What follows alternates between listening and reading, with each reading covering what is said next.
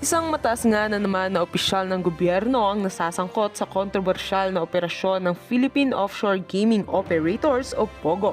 Ayon sa isang ulat mula sa National Bureau of Investigation o NBI, ayon sa mga otoridad, ang nasabing opisyal ay di umano'y nagbigay ng proteksyon at pahintulot sa ilang iligal na POGO activities sa bansa. Nagsimula ang investigasyon matapos makatanggap ng reklamo ang NBI mula sa ilang concerned citizens at mga dating empleyado ng POGO. Sinasabing malalim ang ugnayan ng opisyal na ito sa ilang Chinese nationals na namumuno sa mga operasyon. Ang mga iligal na aktibidad na ito ay kinabibilangan ng money laundering, human trafficking at iba pang krimen. Ayon sa source na malapit sa investigasyon, ginagamit ng opisyal ang kanyang impluwensya upang hindi matutukan ng mga otoridad ang operasyon ng POGO.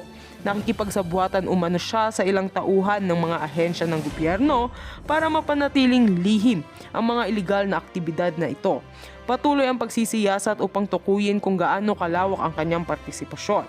Kasalukuyan, hinihingi ang pahayag ng nasabing opisyal ngunit wala pa siyang ibinibigay na komento ukol dito. Samantala, ipinahayag ng Malacanang na sisikapin nilang magpatupad ng mas mahigpit na monitoring at regulasyon sa mga POGO operations upang maiwasan ang ganitong uri ng katiwalian sa gobyerno.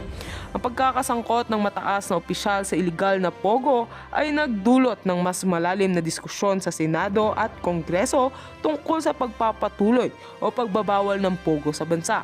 Patuloy ang investigasyon at umaasa ang publiko na agad itong masolusyonan para mapanatili ang integridad ng pamahalaan at heto nga ang mga balitang ating pagkakatutukan.